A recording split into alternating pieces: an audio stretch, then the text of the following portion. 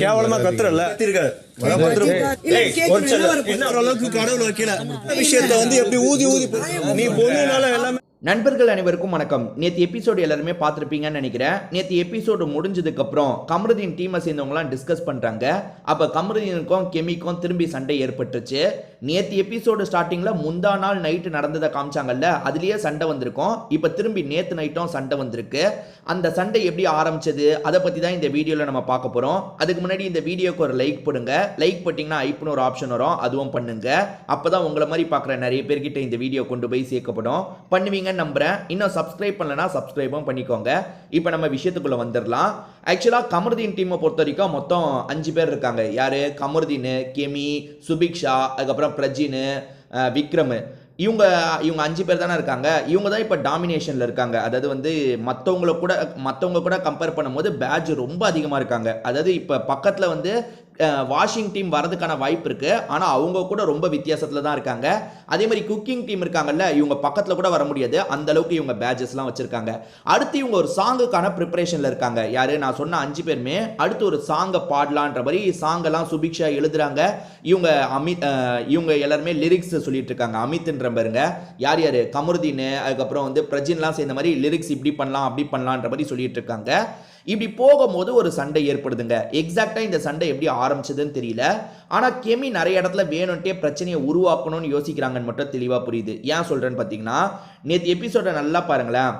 அந்த சாப்பாடு விஷயத்துல வந்து கெமி அழுதுகிட்டே போய் உக்காந்தாங்கல்ல, அது கண்டிப்பா கெமியோட பிளே. கெமி வேணும்ட்டே தான் அந்த சண்டையை ஏற்படுத்தினாங்க. கெமி பேசுனதுல கொஞ்சமாவது லாஜிக் இருக்கா யோசிங்களேன். அதாவது யாரு வந்து என்ன எழுதி தந்தாலும் சமைச்சு தரணுன்றது தான் குக்கிங் டீமோட வேலை. அப்போ வந்து வினோத் என்ன பண்ணுறாரு, எனக்கு இந்த பொரியல் செய்யுங்கன்ற மாதிரி சொல்கிறாரு. அவர் காரம்னு சொல்ல, அவருக்கு காரம்னா பிடிக்கும் போல, அவர் காரம்னு பர்டிகுலராக சொல்ல இந்த பொரியல் செய்யுங்கன்னு சொல்கிறாரு. ஸோ இவங்களுமே வந்து நல்லா ஸ்பைசியாக செய்கிறாங்க. முன்னாடி நாள் தான் எனக்கு ஸ்பைசி செட் ஆகாதுன்ற மாதிரி கெமி சொல்லியிருக்காங்க. ஏன்னா வந்து கெமியை பொறுத்த வரைக்கும் ரொம்ப காரமாக சாப்பிட்டா அந்த ஸ்கின் அலர்ஜி வரும் போல், அதனால எனக்கு காரம் பிடிக்காதுன்னு சொல்லி வச்சுருக்காங்க.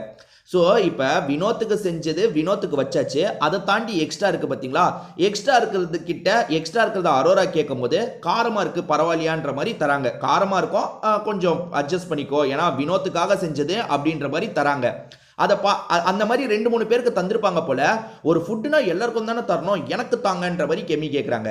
கெமி உனக்கு காரம்னா செட் ஆகாது, உனக்கு வேணான்ற மாதிரி திவ்யா சொல்கிறாங்க. இது ரொம்ப ரொம்ப சாதாரண விஷயம். இல்லைங்க கொஞ்சம் காரம் இருந்தாலும் நான் அட்ஜஸ்ட் பண்ணிக்கிறேன்னா ஓகே, அப்படி அதாவது நான் தயிர் ஊற்றி அட்ஜஸ்ட் பண்ணிக்கிறேன்னு சொல்லி வாங்குறாங்க.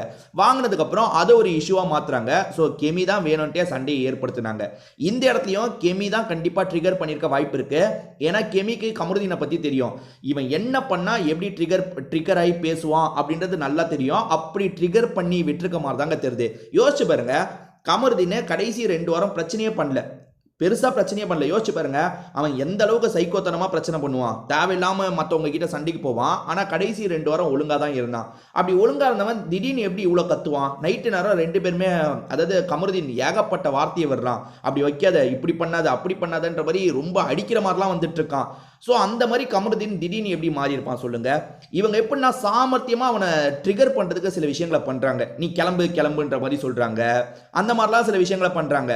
அதுக்கு அவன் இருக்கான்ல, நீ சொல்லிலாம் கேட்குற அளவுக்கு கடவுள் என்ன ஒன்றும் வைக்கல, நான் எதுக்கு போனோன்ற மாதிரி பிரச்சனை பண்றான். இப்போ பிரஜினும் சரி விக்ரமும் சரி, நீ போன்ற மாதிரி கஷ்டப்பட்டு சமாதானம் பற்றி அனுப்புறாங்க. அதாவது இவங்க வேணும்ட்டே வந்து எப்படின்னா, அவனுக்கு என்ன சொன்னால் கோவம் வருமோ அதை நைஸாக அந்த கோவத்தை ஏற்படுத்தி விட்டுறாங்க. அதாவது குழந்தைய கிள்ளி விட்டு தொட்டில் ஆட்டுறதுன்னு சொல்லுவாங்க பார்த்தீங்களா? அந்த மாதிரி அவனை என்ன பண்ணால் அவன் ட்ரிகர் ஆவான்றது நல்லா இவங்களுக்கு தெரியுது. அதை சொல்லிடுறாங்க. அவன் சண்டைக்கு வரானா, அப்படி சண்டைக்கு வரும்போது 4-5 வார்த்தையை விடுறான். அந்த வார்த்தையை பிடிச்சி பிரச்சனை பண்ணுறாங்க. கெமி இதுக்கு முன்னாடி இந்த மாதிரி ஆட்டத்தை ஆடினது இல்லை. ஆனால் இப்போ இந்த மாதிரி ஆட்டத்தை ஆடினா என்ன? ஏன்னா நம்ம இருக்கிறது வெளியே தெரிஞ்சாதான் நமக்கு ஓட்டு வரும், நம்ம இருக்க முடியுன்றதை புரிஞ்சுக்கிட்டு இப்படி பண்ணுறாங்களா என்னன்னு தெரியல. ஏன்னா நேற்று பண்ண பிரச்சனை இருக்குது பார்த்தீங்களாங்க, அந்த சாப்பாடு, அந்த காரம் விஷயம்.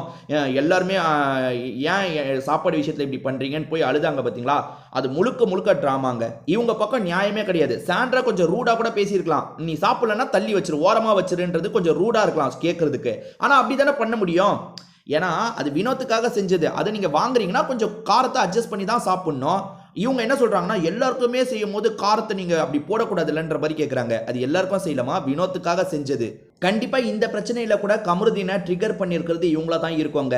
கமருதீன் ட்ரிகர் ஆனதுக்கு அப்புறம் நிறைய வார்த்தையை விடுறான் பாத்தீங்களா, அந்த வார்த்தையை பிடிச்சி ஏதாவது டிராமா கிரியேட் பண்ணலான்ற மாதிரி யோசிக்கிறாங்க. ஏன்னா வந்து கமருதீனை சமாதானப்படுத்தி கூட்டு போனதுக்கு அப்புறம் விக்ரம் கிட்ட வந்து அவன் இப்படி பண்றான், என்னையே டார்கெட் வச்சு பண்றான்ட்டு. கமருதீன் எப்ப கெமியை டார்கெட் வச்சு பேசியிருக்கான்? யோசிச்சு பாருங்களேன். கமருதீன் வந்து இவங்க கிட்ட பிரச்சனைக்கே வந்தது கிடையாது. ஆனா இவங்க வந்து என்னையே அவன் டார்கெட் பண்றான்ற லெவலுக்கு சொல்றாங்க. அப்படி எதுவும் டார்கெட் பண்ண மாதிரிலாம் தெரியல. பிரச்சனை என்ன, கமருதீன் ஒரு சண்டைன்னு வந்தா தேவையில்லாம வார்த்தையை விடுறான், அதுதான் பிரச்சனை.